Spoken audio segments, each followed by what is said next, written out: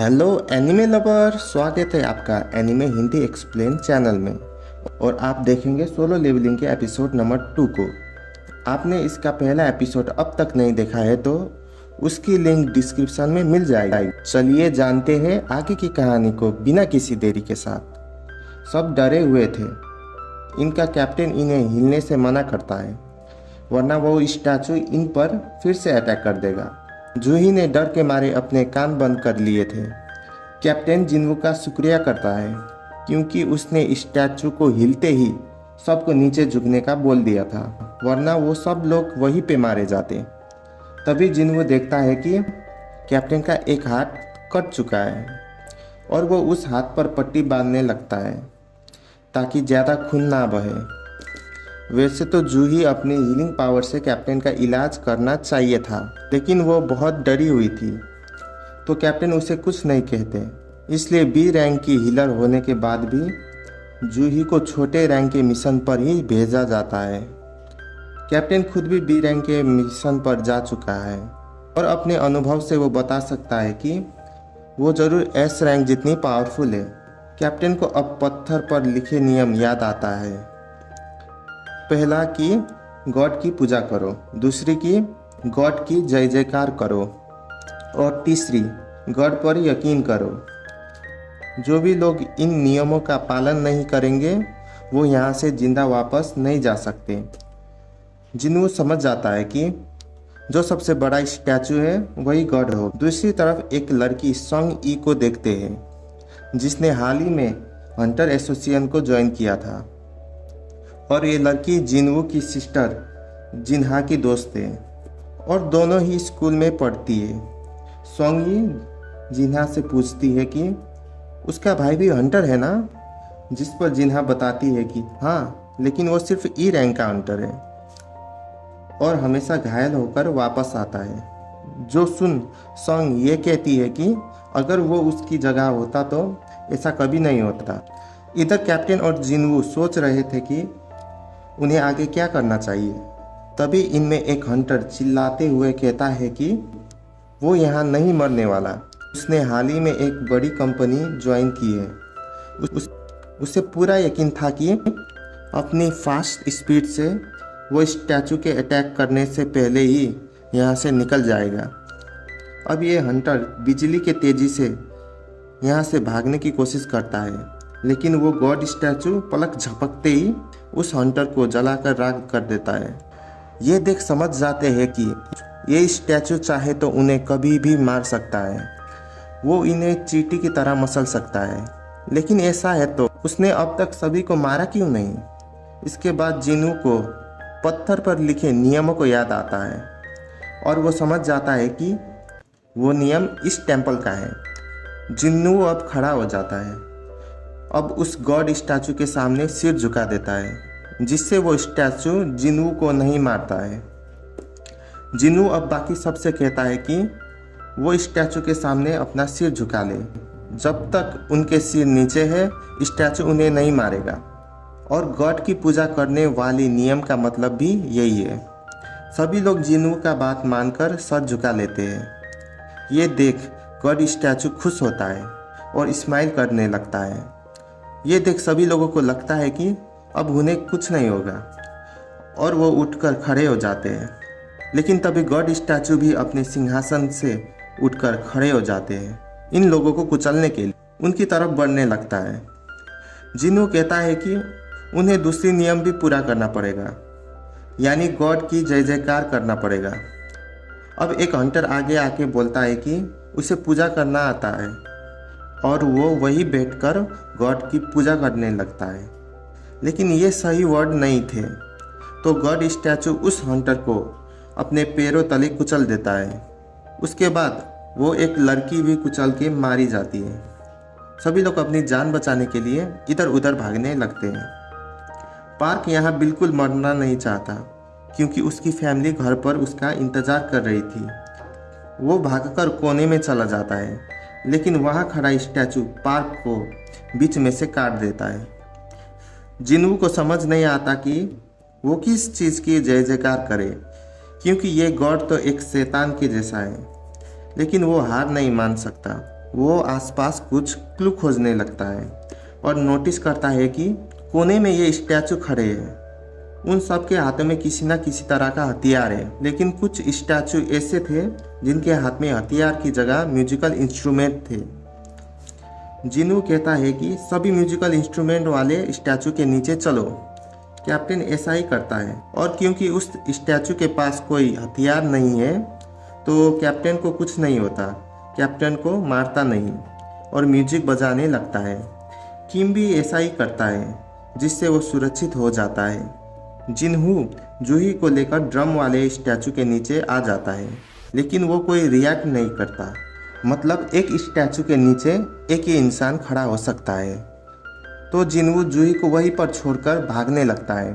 God statue से बचने के चक्कर में जिनवू गलत स्टैचू के नीचे जाकर खड़ा हो जाता है, जो कि उसे बुरी तरह घायल कर देता है। फिर भी जिनवू रेंगते हुए उस इंस्ट्रूमेंट वाले स्टैचू तक पहुंच ही जाता है और वो भी म्यूजिक बजाने लगता है। सबका म्यूजिक सुनकर गॉड वापस अपने सिंहासन पर बैठ जाता है।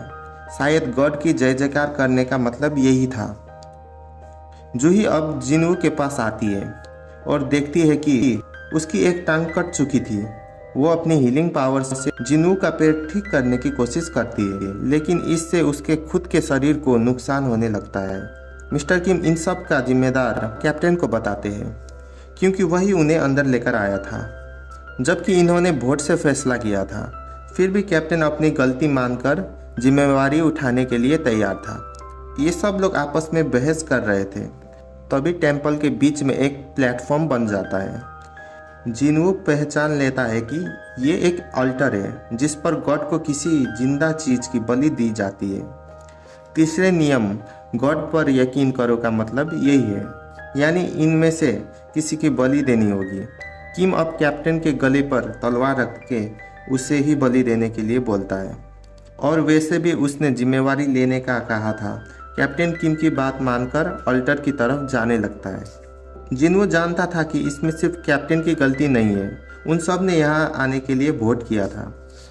अब जैसे ही कैप्टन अल्टर के पास जाता था तो वहाँ एक आग जलने लगती है। कैप्टन को समझ नहीं आता कि अब वो क्या करे। जिनवू कहता है कि वो अल्टर को करीब से देखना चाहता है। दो हंटर जिनवू को लेकर अल्टर के पास चले जाते हैं, जिससे वो 3 जगह और आग लग जाती है। जिनवू कैप्टन से पूछता है कि अगर वो यही इंतज़ार करे तो क्या कोई बचाने आएगा, जिस पर कैप्टन बताता है कि इस पोर्टल को खुले हुए 7 दिन हो गया है, अब शायद ही कोई उन्हें रेस्क्यू करने आएगा। दोस्तों, 7 दिनों के बाद ये पोर्टल पूरी तरह से खुल जाता है, जिसके बाद वो सभी मॉन्स्टर गेट से इंसानी दुनिया में आ सकता है। इसलिए हंटर को 7 दिन की टाइम लिमिट के अंदर डंजन बॉस को मार के पोर्टल को बंद करना होता है। तो अगर ये लोग यहाँ पर हारे तो ये गॉड स्टैचू भी इंसानी दुनिया में जा सकता है। दूसरी तरफ जिनवू की बहन सोंग हॉस्पिटल में आती है और अपनी मदर से ढेर सारी बातें करती है, पर उसकी मदर कोई भी जवाब नहीं देती क्योंकि वो कोमा में है। जिनवू अब बाकी सबसे अल्टर के पास आने को कहता है और सभी के लिए एक एक आग जल जाती है। इनके पीछे फिर ब्लू कलर की आग भी जलती है और टेम्पल का दरवाज़ा खुल जाता है। अब ब्लू वाली आग टाइम के साथ साथ धीरे धीरे बुझने लगती है और टेम्पल के सभी गार्ड इन लोगों की तरफ बढ़ने लगते हैं। जिनवू नोटिस करता है कि वो जिस भी स्टैचू को देखता है वो हिलना बंद कर देता है। जिनवू सबसे कहता है कि वो स्टैचू पर नज़र गड़ाए, इससे वो अपनी जगह पर रुक जाएगा।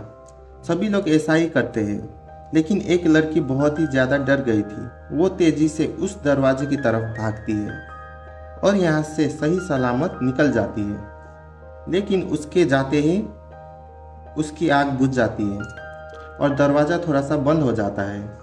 जिनू को समझ नहीं आता कि ये दरवाज़ा कोई जाल है या सच में वो बाहर निकल सकते हैं। शायद इस नियम से गॉड के लिए उनकी वफादारी देखी जाती है।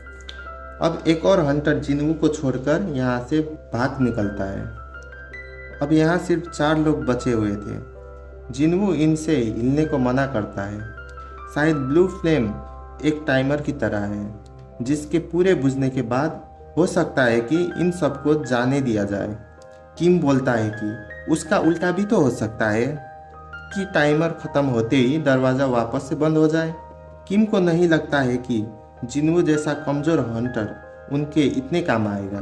वो उसका शुक्रिया करता है, लेकिन उनकी भी फैमिली है और वो मरना नहीं चाहता।